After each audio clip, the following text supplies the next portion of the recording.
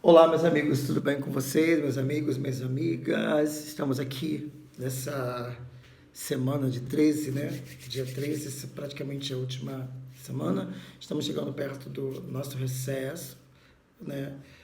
As avaliações, eu já recebi algumas, né? É, e eu não me lembro, que são muitas avaliações, teve alunos que não entregaram, ou se deixaram de entregar, eu não sei, né? Se houve algum problema sobre isso, que vocês conversem com a Claudinha, que é a coordenadora, para ela poder enviar para mim, para eu poder ver como é que tá, qual é o problema que aconteceu, tá bom? A gente está aqui para ajudar todo mundo, para não ter problema, né? É um momento da gente estar nessa sensibilidade, nesse processo de pandemia, e a gente tem que estar aí junto aí, não esquecendo de usar o álcool gel e usar a máscara para quando sair, se possível, fique em casa o tempo todo. Tá bom? Como nosso material acabou, né? A gente vai fazer uma revisão hoje, muito, muito dentro de uma perspectiva futura, mas que é uma revisão tipo algo futuro, que vai ajudar a gente a entender que porque vocês já passaram e já discutiram essa temática, só que eu vou trazê-la como uma forma da gente poder repensar e pensar o desenho, né? Porque lá no nosso início do nosso segundo bimestre, a gente falou sobre o desenho, a história do desenho, como o desenho começou, né? Até o nosso primeiro trabalho foi um trabalho para fazer um desenho como se fossem os homens primitivos, né, paleolíticos e neolíticos, feitos de desenho com carvão, com material do cotidiano, né? Logo a gente foi passando pelo processo do Egito, a gente chegar no Renascimento, que foi o segundo trabalho, que foi Michelangelo e o Leonardo da Vinci. E a gente desenvolveu aí todo esse caminho que o desenho tomou, desde a forma plana até a forma tridimensional, com a ideia da perspectiva, com a ideia do ponto de fuga, da linha do horizonte, né? Aí, se vocês verem esse quadro meu aqui atrás, vocês podem ver que é um quadro plano, né? Mas ele tem uma ideia de profundidade, de ponto de fuga, de linha do horizonte. Então, você consegue perceber que ele é um quadro bidimensional, né? Mas ele tem uma visão tridimensional.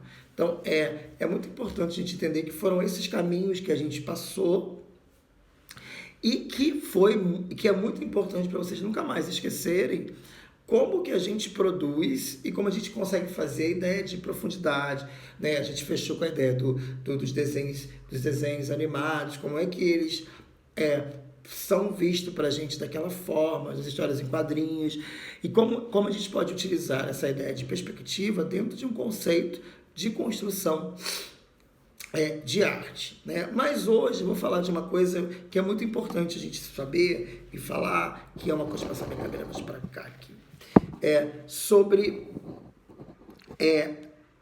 as cores, né?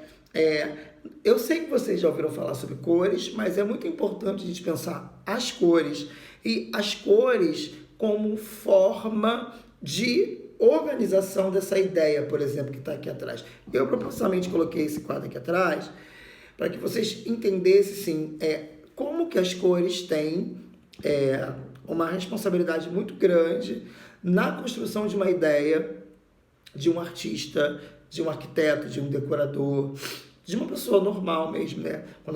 Quando eu falo normal, não, de um cidadão, né? Todos nós somos cidadãos. E como é que na escolha de uma roupa, na escolha de um material, na escolha de qualquer coisa, como que a cor tem esse poder que nos influencia.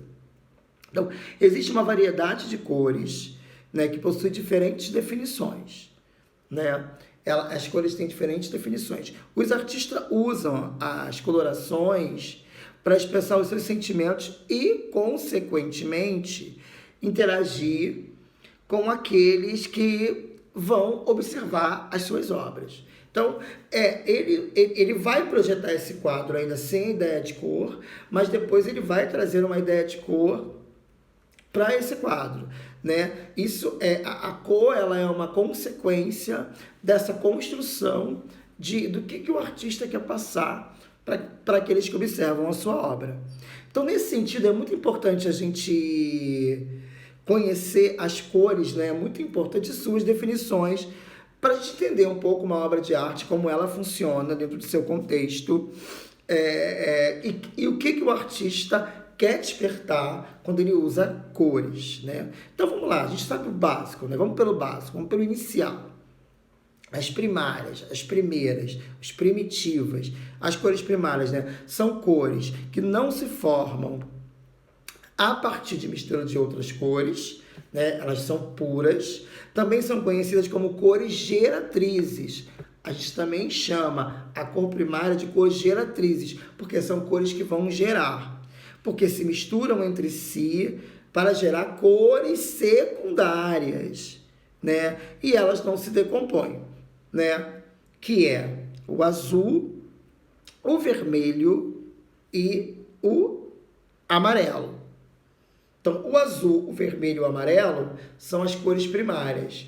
E elas vão se misturar entre si para criar as cores e surgir as cores secundárias. Então, são cores, por isso que são chamadas de cores geratrizes, porque elas vão gerar uma paleta, uma cartela, uma infinidade de cores que vão produzir dessa infinidade de cores que a gente percebe, as coisas que estão ao nosso redor e ao nosso mundo. Quais são as cores secundárias? As cores secundárias são cores que resultam da mistura de duas cores primárias. Por exemplo, quando eu junto o azul, quando eu vou misturar lá um pouquinho de tinta azul, um pouquinho de tinta amarela, eu vou criar o verde. Quando eu misturo um pouquinho de tinta vermelha com um pouquinho de tinta amarela, eu vou criar o laranja. Quando eu misturo um pouquinho de tinta vermelha com um pouquinho de tinta azul, eu vou criar o violeta. Então, a gente já tem aí um nascimento dessas histórias, né? Dessa junção, dessa mistura de novas cores. Essas cores primárias, elas vão gerar outras cores. Por isso que elas são chamadas de cores geratrizes. E aí, a gente vai ter as cores terciárias, né? São cores formadas pela mistura de uma cor primária com uma cor secundária. Você mistura uma cor primária com uma cor secundária. Vamos lá. Vermelho é primário, laranja é secundário. Você vai ter um vermelho alaranjado. Amarelo é primário, laranja é secundário. Você vai ter um amarelo alaranjado. Amarelo é primário e o verde é secundário. Você vai ter um amarelo esverdeado. O verde é secundário e o azul é primário. Você vai ter um azul esverdeado. O azul é primário e o violeta é secundário. Você vai ter um azul arroxeado. O vermelho é primário e o violeta é secundário. Você vai ter um vermelho arroxeado. Então, olha bem, de 3 cores, a gente já produziu uma variedade de cores, né? E a gente já está vendo quantas cores podem ser descobertas e podem ser desenvolvidas através das misturas. E aí, gente, tem um tipo de cor que a gente vai discutir agora, que são mais específicas, que os artistas usam muito, que são cores complementares. As cores complementares, elas são vistas como cores que parece que elas não se combinam. Mas olha bem, por isso que é complementar, porque elas são diferentes. E por elas serem diferentes, você vai ter uma sensação que elas não se combinam. Mas elas não têm que se combinar, elas têm que se complementar. Por isso que elas são chamadas de cores complementares. São aquelas cores que ocupam lugares opostos no círculo cromático. Há deixa eu pegar a borracha aqui que eu vou mostrar para vocês. O círculo cromático. Há uma... Peraí, deixa eu apagar aqui um minutinho.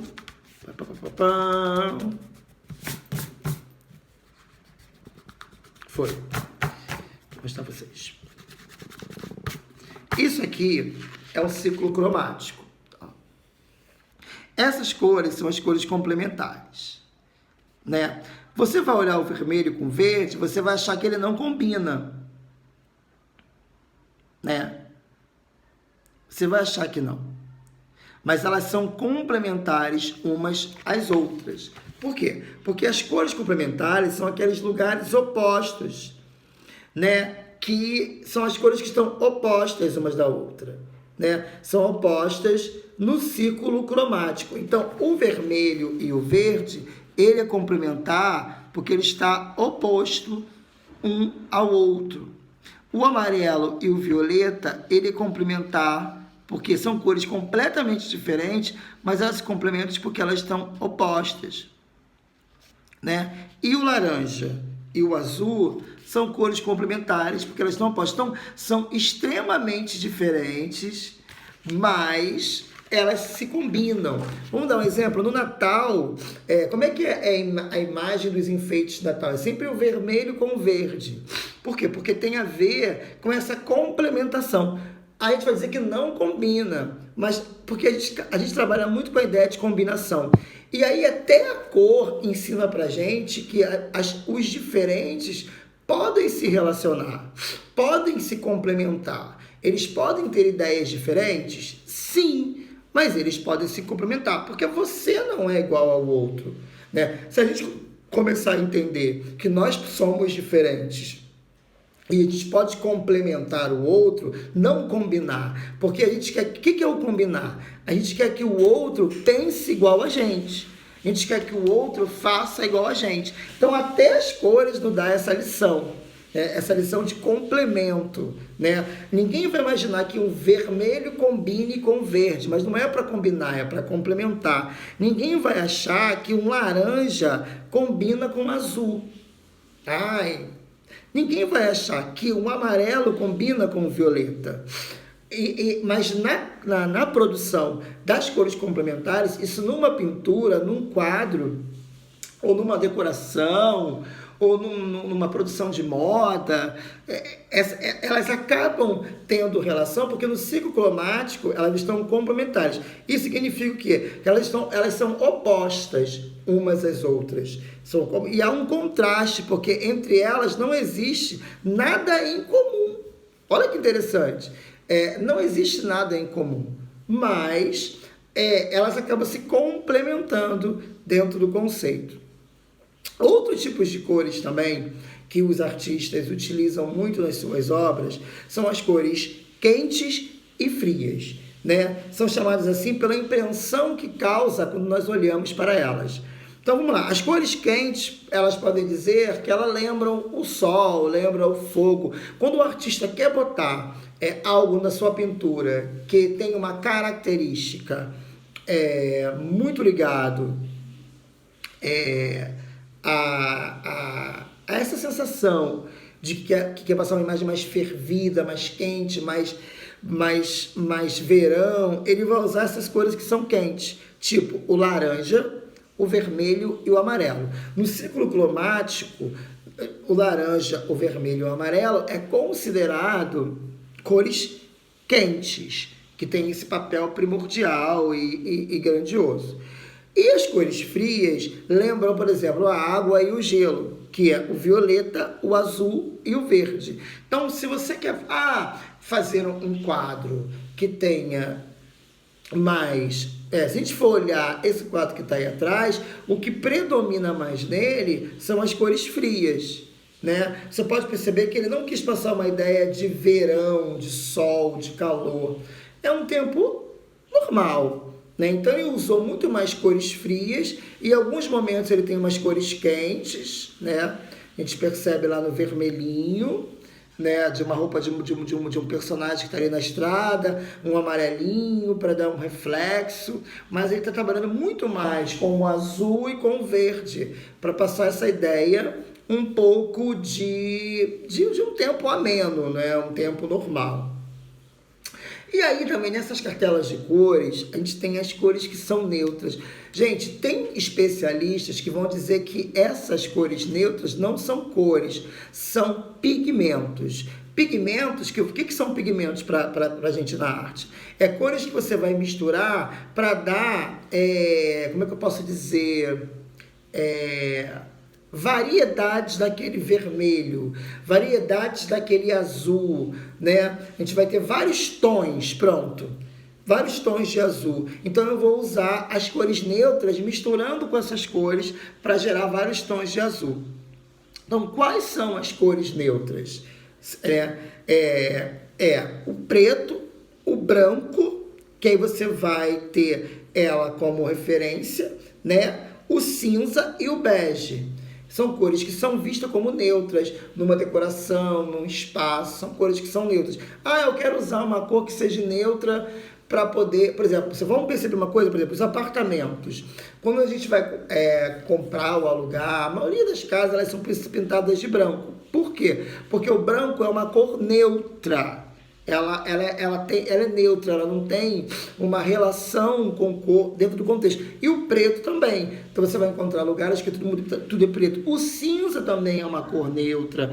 Ela não atrapalha nenhum outro espaço, ela não atrapalha nenhuma outra cor. Eu posso tanto pintar essa parede, se eu pintar essa parede de branco, ela é branca. Se eu pinto ela de preta, esse quadro não vai ficar feio nela. Se eu pinto ela de cinza, esse quadro não vai ficar feio nela. Se eu pinto ela de bege, esse quadro não vai ficar feio nela. Por quê? Porque, na verdade, as cores neutras, elas complementam também, mas elas têm a sua unidade, mas elas não são cores que geram uma interferência, uma intervenção na decoração, no espaço. Né? Por isso que muitas vezes você vê na tela de uma televisão ela é toda preta ou tão toda branca. Por quê? Porque essas cores elas são neutras, elas não causam nenhuma interferência no processo decorativo. E também a gente tem as cores pastéis, que são cores claras, misturadas com o branco. Né? Você vai pegar cores e vai misturar com branco. Você vai ter aí um rosa mais clarinho, quando você mistura um verde mais clarinho, porque você vai pegar o branco, o branco é uma das cores que a gente mais utiliza para ter tons pastéis. Se você quer fazer um tom pastel, você mistura uma tinta com branco, que você vai encontrar um tom mais pastelizado dentro do processo de construção de cores, né? O mundo, eu vou ler um texto aqui que é muito interessante para a gente poder pensar um pouco, né? O mundo que nos cerca, ele é cheio de cores, ele é muito cheio de cores, né? Sendo a luz a responsável pela existência delas.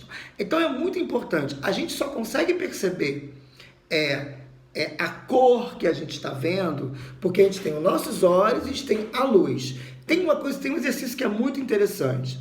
Se você pegar o seu braço, por exemplo, dentro da sua casa, sem a luz natural, que é a luz natural, a luz do sol, e você tirar uma foto, depois você vai lá para fora e bota o seu braço e tira uma foto com a luz natural, você vai ver que as duas cores são completamente diferentes. Por quê? Porque a luz, ela vai dar um tom à imagem, à pintura, o que você quer fazer. Então, existem tons, por isso que muitos artistas vão pintar telas do lado de fora, né? Porque eles vão pegar a luz real, a luz do sol, a luz do dia, e não vão pintar dentro do ateliê. Muitas pessoas que pintam dentro do ateliê, às vezes é uma imagem muito artificial dentro daquele contexto. Então é muito importante a gente entender que a luz, a iluminação, quanto mais iluminado tiver o lugar, mais possibilidade eu tenho de entender e perceber quem realmente é aquela cor, como ela funciona e como ela tem, né? A cada mistura de cores vai surgir uma nova coloração, e é a partir dessas misturas que pintores de diferentes lugares, de diferentes épocas, expressam seus sentimentos, sua visão de mundo, e é através dessas cores que eles vão começar. Por exemplo, eu não sei quem é o autor dessa obra, eu ganhei de presente, mas não vem assinado quem é, né?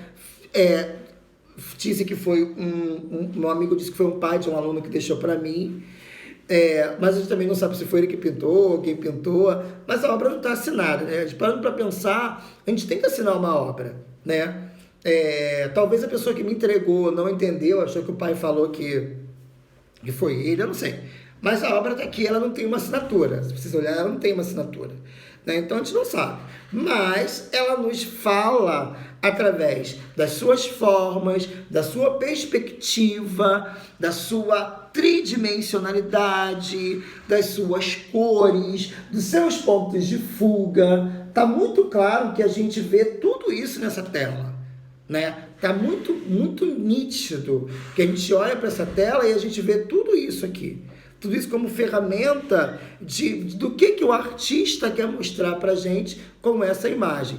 Basta a gente poder interpretar de acordo com aquilo que a gente sente e o que a gente percebe quando a gente olha para a tela e percebe as cores e as sensações. Ok?